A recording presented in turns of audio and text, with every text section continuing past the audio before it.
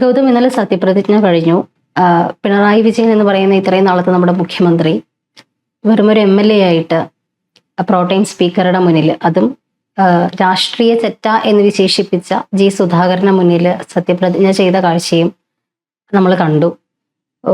ഇന്നലെ മൊത്തത്തിൽ TK ഗോവിന്ദന്റെ വിഷയമാണെങ്കിലും അങ്ങനെ ഒരുപാട് രാഷ്ട്രീയ പ്രതിയോഗികളെ അല്ലെങ്കിൽ പിണറായി വിജയൻ അടച്ചാക്ഷേപിച്ചിട്ടുള്ളവരെ, ഒരിക്കലും ഗതി പിടിക്കില്ല, തേരപ്പാര നടക്കുമെന്ന് പറഞ്ഞിട്ടുള്ളവരുടെയൊക്കെ മുന്നിൽ ഇന്നലെ വെറും ഒരു MLA ആയിട്ട്, MLA കുറച്ച് കാണാനല്ല, പക്ഷെ ഒരു MLA ആയിട്ട് മുഖ്യമന്ത്രിയുടെ ആരവങ്ങളൊന്നും ഇല്ലാണ്ട് ആ സഭയിൽ നിൽക്കുന്ന പിണറായി വിജയനെ കണ്ടു. ഇവർക്കൊക്കെ ഹസ്തദാനം കൊടുക്കുന്ന പിണറായി വിജയനെ നമ്മൾ കണ്ടു. പലർക്കും അതൊരു രസകരമായ കാഴ്ചയായിരുന്നു. ഉറപ്പായിട്ടും പിണറായി വിജയൻ എന്ന് പറയുന്ന മനുഷ്യന്റെ ജീവിതത്തിലെ ഏറ്റവും വലിയൊരു കരിദിനം എന്ന് തോന്നിക്കുന്ന ഒരു ദിവസം തന്നെയായിരുന്നു ഇത്.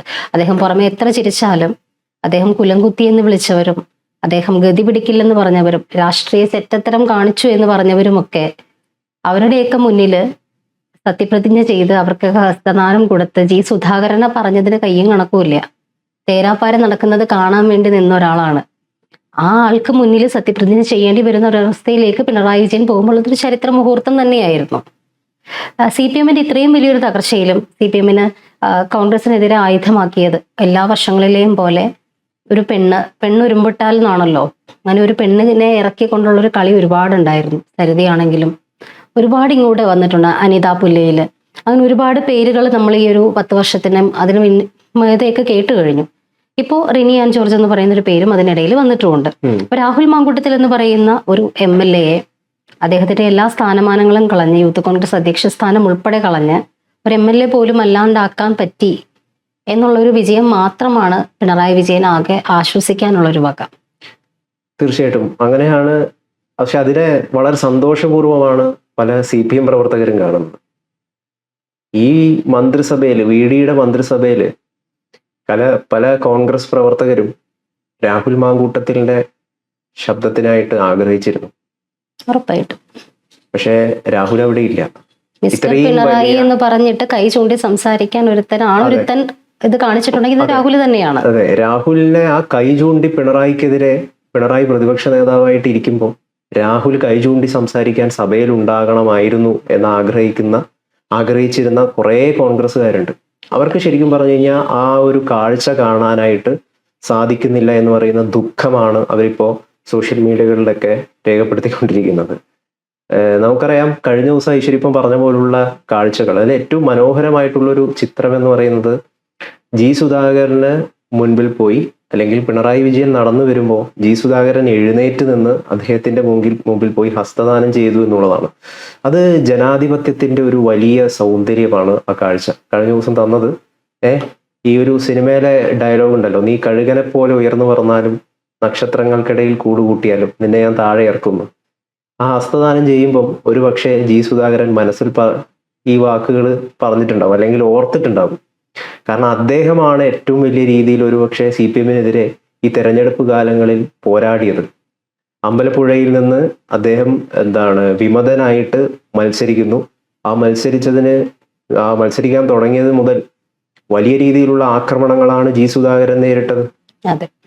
കുലംകുത്തി, പഴയ പ്രയോഗങ്ങളൊന്നും, വർഗവഞ്ചകന് വോട്ടില്ല, മാപ്പില്ല തുടങ്ങിയ പോസ്റ്ററുകൾ, അദ്ദേഹത്തിന്റെ വീട്ടിലേക്ക് 5000 പ്രവർത്തകരെ വിളിച്ചുകൊണ്ടുള്ള പ്രതിഷേധങ്ങൾ. എന്നിട്ട് ആരാണ് തോറ്റത് ആരാണ്? സുധാകരൻ യഥാർത്ഥത്തിൽ ജയിച്ചു.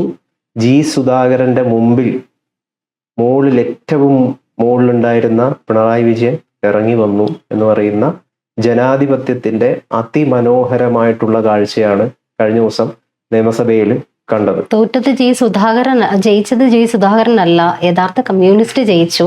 കമ്മ്യൂണിസത്തെ സ്വന്തം തറവാട് സ്വത്താക്കി മാറ്റിയവർ തോറ്റു. അതെ, ഇതെന്ത് പാഠമാണ് നമ്മളെ പഠിപ്പിക്കുന്നത് എന്നുള്ളതാണ്. അതായത് ധാർഷ്ട്യവും ധിക്കാരവും അഹങ്കാരവും ഒരാളെ എവിടെയും എത്തിക്കില്ല എന്ന് പറയുന്ന ഒരു ജനാധിപത്യത്തിന്റെ ഒരു മനോഹാരിതയാണ് നമ്മൾ കഴിഞ്ഞ ദിവസം കണ്ടത്.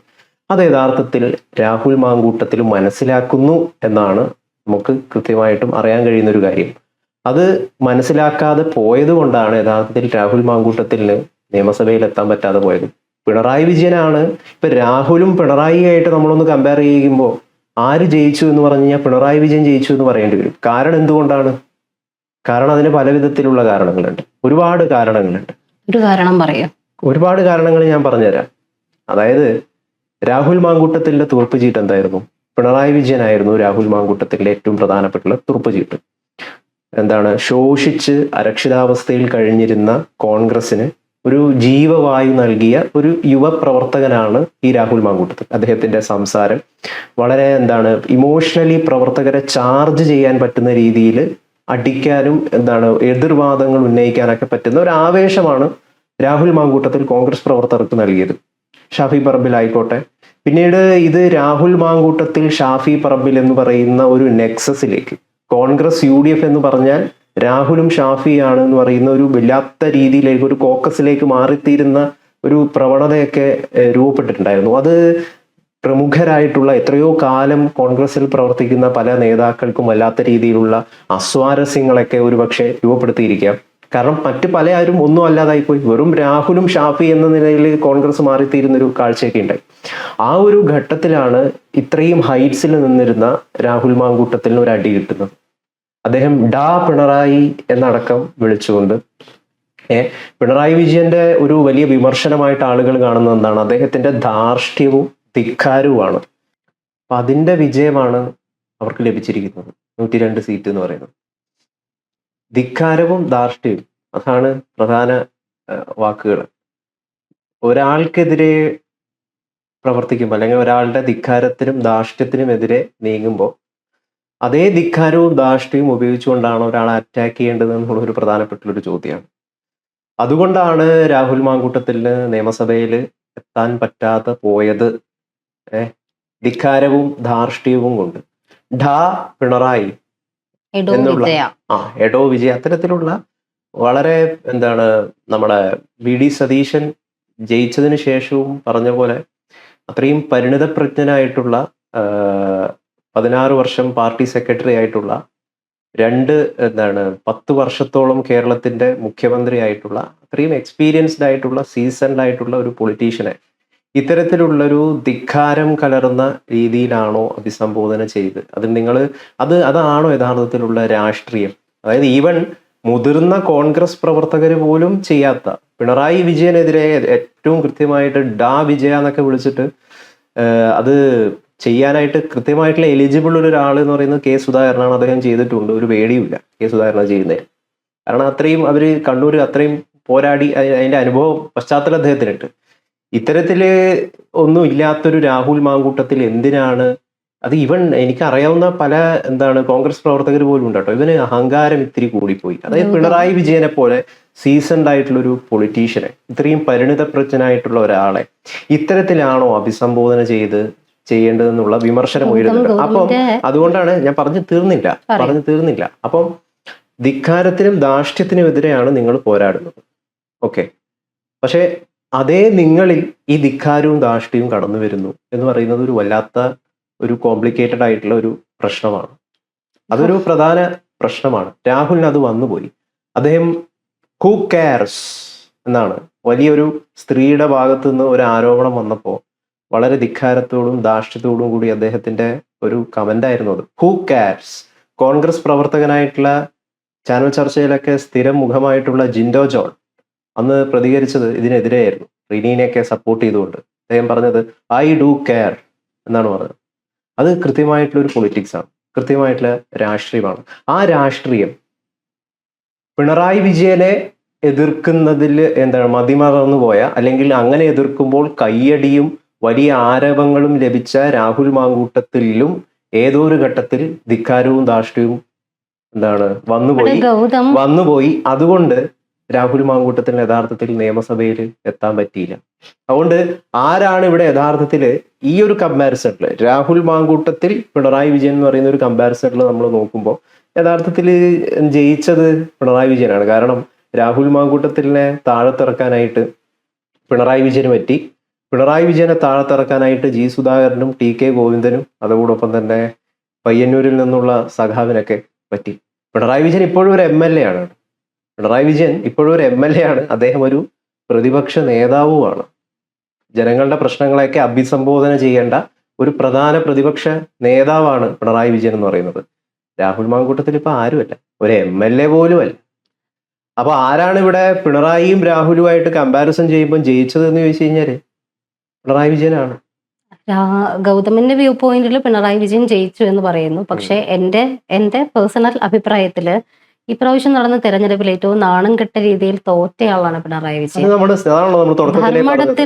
ധർമ്മടം പോലെ ഒരു പാർട്ടി കോട്ടയില് ആദ്യത്തെ 6 റൗണ്ടും നിലം തൊടാണ്ട് പറന്നിട്ടുണ്ടെങ്കിൽ അതിലും വലിയൊരു തോൽവി, അതിലും വലിയൊരു പരാജയം പിണറായി വിജയനെ പോലെ തീർച്ചയായിട്ടും ഈ പറയുന്ന സീസണലായ അതിപ്രഗത്ഭനായ രാഷ്ട്രീയ നേതാവിന് വരാനില്ല.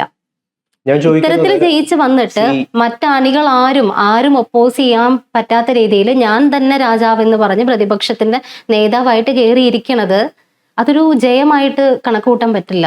ഞാൻ പറഞ്ഞ അദ്ദേഹം MLA ആണ്, അറ്റ്ലീസ്റ്റ് MLA ആണ്. രാഹുൽ ആരാണ്? ഏറ്റവും ആരാണ്? രാഹുൽ മത്സരിച്ചോ? ആരാണ്? രാഹുൽ മത്സരിച്ചോ? എന്തുകൊണ്ട് മത്സരിക്കാൻ പറ്റാത്ത അവസ്ഥയിലേക്ക് എന്തിനു കോൺഗ്രസ് രാഹുലിന്റെ പുറത്താക്കി? ധാർഷ്ട്യമാണെന്നാണോ? കോൺഗ്രസ് ധാർഷ്ട്യം കൊണ്ടാണ് രാഹുലിന്. ഹൂ കാർസ് എന്ന് പറയുന്ന പരാമർശം ഐശ്വര്യ, ഒരു സ്ത്രീ ഇത്തരത്തിലുള്ള ഒരു ആരോപണം വരുമ്പോൾ ഏത് ആരോപണത്തിന് നേരെയാണ് കേസ് പറഞ്ഞത്? ഏത് ആരോപണത്തിന് നേരെയാണെന്ന് കൂടി പറഞ്ഞത്? ഏത് ആരോപണത്തിനെതിരെയാണ്? റിനി ആൻഡ് ജോർജ് എന്ന് പറയുന്ന ആ പെൺകുട്ടിക്കെതിരെ, ആ സ്ത്രീക്കെതിരെ ഇന്ന് സോഷ്യൽ മീഡിയയിൽ നടന്നുകൊണ്ടിരിക്കുന്ന അതിക്രമങ്ങൾ, ശരി, അവരെ കുറിച്ച് നിങ്ങൾക്ക് പല രീതിയിലുള്ള അഭിപ്രായ വ്യത്യാസങ്ങളും കാര്യങ്ങളും ഒക്കെ ഉണ്ടാകാം. അവര് കോൺഗ്രസ് പ്രസ്ഥാനത്തിനെതിരെ പറഞ്ഞു എന്നൊക്കെയാണ് പറയുന്നത്. റിനി ആൻഡ് ജോർജ് പോലും പറഞ്ഞ കാര്യം ഞാനിപ്പോൾ വേണമെങ്കിൽ പറഞ്ഞുതരാം. ഞാൻ ഒരു പ്രസ്ഥാനത്തിനെതിരെയല്ല പറയുന്നത്. എനിക്ക് രാഹുൽ മാങ്കൂട്ടത്തിനോട് യാതൊരു തരത്തിലുമുള്ള പേഴ്സണൽ വെഞ്ചൻസും ഇല്ല എന്ന് അവർ വളരെ കൃത്യമായിട്ട് പറയുന്നുണ്ട്. പക്ഷെ നിരന്തരമായിട്ട് ഇത്തരത്തിലുള്ള മോറൽ ബിഹേവിയറിൽ രാഹുലിന് പ്രശ്നം വന്നപ്പോൾ ഞാൻ അദ്ദേഹത്തെ ബ്ലോക്ക് പോലും ചെയ്തിട്ടില്ല എന്ന് റിനി ആൻഡ് ജോർജ് പറയുന്നുണ്ട്. അപ്പോൾ വന്നപ്പോൾ അതുപോലെ മറ്റ് പല സ്ത്രീകൾക്കും ഇത്തരത്തിലുള്ള ദുരനുഭവങ്ങൾ നേരിട്ടിട്ടുണ്ട് എന്ന് വന്നപ്പോൾ പ്രതികരിക്കാനായിട്ട്, അവർക്ക് വേണ്ടി പ്രതികരിക്കാനായിട്ട് രംഗത്ത് വന്ന ഒരു സ്ത്രീയാണ് റിനി ആൻഡ് ജോർജ്. ആ സ്ത്രീക്ക് യഥാർത്ഥത്തിൽ ആരാണ് പിന്തുണ കൊടുത്തതെന്ന് അറിയോ? ആ സ്ത്രീക്ക് യഥാർത്ഥത്തിൽ പിന്തുണ കൊടുത്തത്, അവരെ കൂടെ ചേർത്ത് നിർത്തിയത് VD സതീശനും കോൺഗ്രസ് പാർട്ടിയുമാണ്. അപ്പോൾ രാഹുൽ മാങ്കൂട്ടത്തിലെ താഴെ ഇറക്കിയത് ആരാണെന്ന് ചോദിച്ചു കഴിഞ്ഞാൽ അത് പിണറായി വിജയനും ഒപ്പം കോൺഗ്രസ് പാർട്ടിയുമാണ്. ഗൗതമിന്റെ വാദങ്ങൾ ഓരോന്നായിട്ട് പറയട്ടെ. രാഹുൽ മാങ്കൂട്ടത്തിൽ പിണറായിക്ക് മേലെ വിജയിച്ച് തന്നെയാണ് ഗൗതം നിൽക്കുന്നത്. ഇപ്പം പിണറായി വിജയൻ ഇതുപോലെ ഇപ്പൊ ഹൂ കേസ് എന്ന് പറയുന്നു റിനി ആൻഡ് ജോർജിന്റെ ആരോപണത്തിന്. റിനി ആൻഡ് ജോർജ് എന്ന് പറയുന്ന ലേഡി എപ്പോഴെങ്കിലും രാഹുൽ മാങ്കൂട്ടത്തിൽ എന്ന് പറയുന്ന ഒരു പേരെടുത്തുകൊണ്ട് ഒരു ആരോപണം ഉന്നയിച്ചിട്ടുണ്ടോ? ഹൂ കാർസ് എന്ന് പറഞ്ഞ ഒരു നേതാവ് ആറ്റിറ്റ്യൂഡ് തന്നെയാണ് ഇപ്പോഴും രാഹുലിനുള്ളത്. അത് ധാർഷ്ട്യമായിട്ട് കാണാൻ പറ്റുന്നില്ല ഗൗതം. നിങ്ങള് സ്ത്രീ എനിക്കും അമ്മയും അതേപോലെ തന്നെ ഞാൻ സ്ത്രീകളെ വരെ ബഹുമാനിക്കുന്ന ഒരാളാണ്. എനിക്ക് അത്തരത്തിലുള്ളൊരു നിലപാട് എന്തായാലും കൈക്കൊള്ളാനായിട്ട് സാധിക്കില്ല. ഹൂ കാർസ് എന്ന് പറയുന്ന ഒരു രാഷ്ട്രീയക്കാരനാണ്. നിങ്ങളൊരു രാഷ്ട്രീയക്കാരനാണ്. നിങ്ങളുടെ ഇവിടുത്തെ CM-നെ കണ്ടുപഠിക്കൂ. അദ്ദേഹം എന്തൊരു മാതൃകയാക്കേണ്ട മനുഷ്യനാണ്. പല ബിഹേവിയറലായിട്ടുള്ള പല കാര്യങ്ങളിൽ അദ്ദേഹം എന്താണ് ചെയ്തത്? ജയിച്ച പാട് തന്നെ അദ്ദേഹത്തിന് വേണമെങ്കിൽ പിണറായി തകർന്ന് പണ്ടാരമടങ്ങി. അയാൾക്ക് മനസ്സിലായില്ലേ പിണറായിക്ക് അധികം കളിച്ചു കഴിഞ്ഞാൽ UDF പണി കൊടുക്കുന്നു. ഇങ്ങനെയൊന്നല്ല VD സതീശൻ പ്രതികരിച്ചത്. VD സതീശൻ എന്താണ് പ്രതികരിച്ചത്?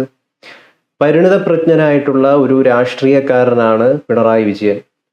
16 വർഷം പാർട്ടി സെക്രട്ടറി ആകുന്നു, 10 വർഷം കേരളത്തിന്റെ മുഖ്യമന്ത്രിയാകുന്നു. അദ്ദേഹം എങ്ങനെയാണ് ഈ പാർട്ടിയെ തുടർഭരണത്തിലേക്ക് കൊണ്ടെത്തിച്ചത് എന്നത് പഠിച്ച ഒരാളാണ് ഞാൻ പിണറായിയിൽ നിന്ന് ഒരുപാട് കാര്യങ്ങൾ സ്റ്റഡി ചെയ്തിട്ടുണ്ട്. ആ സ്റ്റഡി ചെയ്തതിന്റെ അടിസ്ഥാനത്തിൽ അല്ലെങ്കിൽ അതിന്റെ പല പ്രയോഗങ്ങളും ടെക്നിക്കും മനസ്സിലാക്കിയിട്ടാണ് UDF-നെ അധികാരത്തിൽ കൊണ്ടെത്തിച്ചത് എന്ന് വേണമെങ്കിൽ പറയാം എന്നാണ് VD സതീശൻ പറഞ്ഞത്. അത് നൽകുന്ന ഒരു ബഹുമാന സൂചകമാണ്. മനസ്സിലായില്ലേ? ആ ബഹുമാന സൂചകമായിട്ടുള്ള ഒരു ഗസ്റ്ററാണ്, വളരെ പോസിറ്റീവായിട്ടുള്ള ഒരു ഗസ്റ്ററാണ് സത്യപ്രതിജ്ഞാ വേദിയിലും കാണിച്ചത്. 2021 CPM അധികാരത്തിലേറുമ്പോൾ ആ സത്യപ്രതിജ്ഞാ വേദിയിൽ കസേരയിൽ അവർ മാത്രമേ ഉണ്ടായിരുന്നുള്ളൂ, ആ മന്ത്രിമാര് മാത്രമേ ഉണ്ടായിരുന്നുള്ളൂ. കോൺഗ്രസ് വരുമ്പോ അവിടെ ആരൊക്കെ ഉണ്ടായി? അവിടെ പ്രതിപക്ഷ നേതാവിന് ഒരു സ്ഥാനം ഉണ്ടായി, BJP സംസ്ഥാന പ്രസിഡന്റിന് ഒരു സ്ഥാനം ഉണ്ടായി, MV ഗോവിന്ദനും ബിനോയ് വിശ്വത്തിനും ഒക്കെ ഒരു സ്ഥാനം ഉണ്ടായി. അതൊരു വലിയ സന്ദേശമാണ്, വലിയൊരു മാതൃകയാണ്. ഇത് കോൺഗ്രസിലുള്ള അഹങ്കാരികളായിട്ടുള്ള പല ചെറുപ്പക്കാരും ഈ രാഹുൽ മാങ്കൂട്ടത്തിനെ പോലുള്ള ധിക്കാരവും ധാർഷ്ട്യവും കൊണ്ട് നടക്കുന്ന പിണറായി വിജയനെ എതിർക്കുന്നത് ധിക്കാരത്തിനും ധാർഷ്ട്യത്തിനും വേണ്ടിയിട്ടാണ്. അദ്ദേഹത്തിന്റെ ധിക്കാരത്തിനും ധാർഷ്ട്യത്തിനും എതിരെയാണ് പിണറായി വിജയനെ എതിർക്കുന്നത്. പക്ഷെ അതേ ഞങ്ങൾ തന്നെ ധിക്കാരത്തിന്റെയും ധാർഷ്ട്യത്തിന്റെയും ആളായി മാറും എന്ന് പറയുന്നത് വളരെ തെറ്റായിട്ടുള്ള ഒരു ഗൗതം പറയുന്ന സ്റ്റേറ്റ്മെന്റ് എന്ന് പറയുന്നത് പിണറായി വിജയനെതിരെ ആരും മിണ്ടിയാലും അവരൊക്കെ ധിക്കാരികളാണ്. പിണറായി വിജയനെ എടോ വിജയാന്ന് വിളിക്കുന്നവരൊക്കെ ധിക്കാരികളാണ്. പിണറായി വിജയനെക്കാളും മുന്നില് അതിനേക്കാളും പ്രവർത്തന പാരമ്പര്യമുള്ള ഒരുപാട് നേതാക്കള് CPM-ലുണ്ട്. ഗൗതം പിണറായി വിജയനെ എതിർക്കുന്ന ആളുകളൊക്കെ ധിക്കാരികളാണെന്നാണോ പറഞ്ഞത്? അങ്ങനെ തന്നെയാണ് പറഞ്ഞു വരുന്നത്. രാഹുൽ മാങ്കൂട്ടത്തിൽ എടോ വിജയ എന്ന് വിളിച്ചത് ധിക്കാരമായിട്ട് കാണേണ്ട ആവശ്യം എന്താണുള്ളത്? ധിക്കാരമാണോ? ഹൂ കെയർസ് എന്ന് പറയുന്നത് ധിക്കാരമാണോ അല്ലയോ? ഒരു പേര് പോലും പറയാത്ത ഒളിയമ്പിനോട് കേസ് പറഞ്ഞത് ധിക്കാരമാണോ? I do care. ഇന്നിപ്പോ റിനി ആൻഡ് ജോർജിന് സാധാരണ പ്രവർത്തകരെ പോലും എത്താൻ പറ്റാത്ത ഒരു അവസ്ഥയിൽ റിനി ആൻഡ് ജോർജിന് ഫ്രണ്ടിൽ നിന്ന് എങ്ങനെ കാണാൻ പറ്റി എന്നതിൽ ചെറിയൊരു പിശകുണ്ട് എന്ന് പറഞ്ഞ ജിൻഡോ ജോൺ തന്നെയാണ് നേരത്തെ പറഞ്ഞത് ഐ ഡു കെയർ. ഇതല്ല യഥാർത്ഥത്തിലുള്ള പരാമർശം. റിനി ആൻഡ് ജോർജിനെ പിന്തുണച്ചുകൊണ്ട് തന്നെയാണ് നേരത്തെ പിന്തുണയ്ക്കുന്നു എന്ന് എപ്പോഴെങ്കിലും ജിൻഡോ ജോൺ പറഞ്ഞിട്ടുണ്ട്. ഞാൻ വേണമെങ്കിൽ സ്റ്റേറ്റ്മെന്റ് റിനി ആൻഡ് ജോർജ് ഉന്നയിച്ച ആരോപണം പരിശോധിക്കേണ്ടതാണ്, അത് വിലയിരുത്തേണ്ടതാണ് തുടങ്ങിയ രീതിയിൽ അദ്ദേഹം പ്രതികരിച്ചിട്ടുണ്ട്. ആരോപണം പരിശോധിച്ചിട്ട് എന്തായി? ആരോപണം മാത്രം പരാതി വന്നാൽ മാത്രം പരിശോധിക്കപ്പെടേണ്ട സ്ഥലത്ത് ആരോപണം പോലും പരിശോധിച്ച ഒരാളെ പുറത്താക്കി. പിണറായി വിജയനാണ് രാഹുൽ മാങ്കൂട്ടത്തിന്റെ പ്രധാന തുറുപ്പ് ചീട്ട്. അങ്ങനെ എതിർക്കുന്ന ഒരാളെ രാഹുലും അതേ സ്വഭാവത്തിലേക്ക് മാറുകയാണ്. എന്തൊരു കഷ്ടമാണ്. അതാണ് ഇവിടെ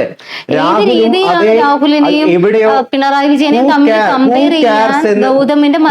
ഹൂ കെയർസ് എന്ന് പറയുന്ന പരാമർശം മാത്രം മതി. ഹൂ കെയർസ് എന്ന് പറയുന്ന ഒരു പരാമർശം രാഷ്ട്രീയ ചെറ്റത്തരം കുഴപ്പമില്ലാത്തവരാണ്. വീട്ടിൽ പോയി ചോദിക്കലും കുഴപ്പമില്ലാത്ത പ്രശ്നമാണ്. ഈ പ്രായവും പരിണിത പ്രജ്ഞതയൊക്കെ കൊണ്ടിട്ട് ഒരു കാര്യം പറയട്ടെ, ഈ കാര്യങ്ങളൊക്കെ ഓക്കെ ആണെന്ന് ഞാൻ എവിടെയും പറഞ്ഞിട്ടില്ല. അതൊക്കെ തെറ്റാണ്. അല്ലേ ആണ്.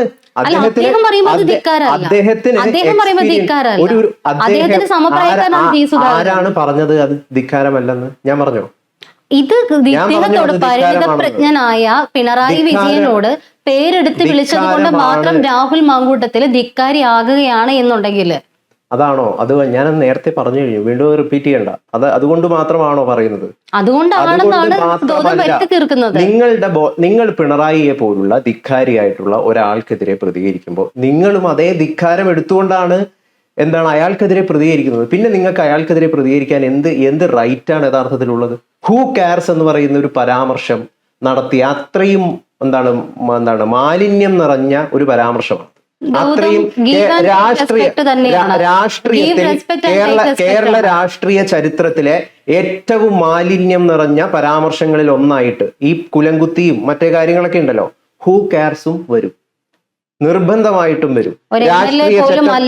രാഷ്ട്രീയ ചെറ്റത്തരം എന്നതുപോലെ തന്നെ കുലംകുത്തി എന്ന പരാമർശം നടത്തിയതുപോലെ തന്നെ പിന്നെ അങ്ങനെയുള്ള കുറെ കാര്യങ്ങളുണ്ടല്ലോ, അതേപോലെ തന്നെ മാലിന്യത്തിൽ ഉൾപ്പെടുത്താൻ പറ്റുന്ന ഒരു പരാമർശമാണ് രാഹുൽ മാങ്കൂട്ടത്തിൽ അന്ന് നടത്തിയ ആ പരാമർശം, ഹൂ കെയർസ് എന്ന് പറയുന്നത്. അപ്പോ രാഹുൽ മാങ്കൂട്ടത്തിലും ഏതോ ഒരു ഘട്ടത്തിൽ പിണറായിയുടെ ഒരു ധിക്കാരവും ധാർഷ്ട്യവും എടുത്തണിഞ്ഞു. അതിന്റെ പരാജയമാണ് അദ്ദേഹത്തിന് നേരിടേണ്ടി വന്നത്. അതിൽ യാതൊരു തരത്തിലുള്ള സംശയമില്ല. അല്ലെങ്കിൽ ഇന്ന് 102 സീറ്റ് നേടി മഹാവിജയം നേടി UDF അധികാരത്തിൽ വരുന്ന ഒരു ഘട്ടത്തില് ആ നിയമസഭയിൽ രാഹുൽ ഇല്ല. പിണറായിക്കെതിരെ വിരൽ ചൂണ്ടി സംസാരിക്കാൻ രാഹുൽ മാങ്കൂട്ടത്തിൽ ഇല്ലാതെ പോയി. അദ്ദേഹം അകത്തില്ലെങ്കിലും പുറത്തു നിന്ന് നല്ല വൃത്തിക്ക് തന്നെ പറയുന്നുണ്ട്. ഗൗതമിനെ പോലെ കുറച്ച് മനസുഖം തരുന്നുണ്ടെന്നുണ്ടെങ്കിൽ അതിന്റെ മനോവികാരം എന്താണെന്നുള്ളത് എനിക്ക് മനസ്സിലാവും. അതിനപ്പുറത്തേക്ക് രാഹുൽ മാങ്കൂട്ടത്തിനെ എങ്ങനെയെങ്കിലും ഇകഴ്ത്തണം എന്നുള്ള രീതിയിൽ മാത്രമാണ് ഗൗതം മുന്നോട്ട് പോയിക്കൊണ്ടിരിക്കുന്നത്. ഒരു രീതിയിലും പിണറായി വിജയനെയും രാഹുൽ മാങ്കൂട്ടത്തിനെയും ഒരുമിച്ച് ഒരേ മുഖത്തിൽ കെട്ടിക്കൊണ്ട് കമ്പയർ ചെയ്യാൻ പറ്റുന്നതാണ്. പിന്നെ ഗൗതം പറഞ്ഞ മറ്റൊരു കാര്യം, വി ഡി സതീശൻ പിണറായി വിജയനിൽ പഠിച്ചു എന്ന് ഗൗതം പറയുന്നു. പിണറായി വിജയനെ എടോ പിണറായിന്നോ അങ്ങനെയൊക്കെ വിളിച്ച രാഹുൽ മാങ്കൂട്ടത്തിനെ ഞാൻ തിരിച്ചു വിളിക്കുന്നത് റെസ്പെക്ട് തിരിച്ചു കൊടുക്കേണ്ട കാര്യമാണ്. അവൻ ആരാണ് ഈ രാഹുൽ ഈ പറയുന്ന ഗൗതം പറയുന്നില്ലേ അവൻ ആരാണ് എന്ന് ചോദിക്കുന്നില്ലേ? ഗൗതം ചോദിക്കുന്നില്ലേ?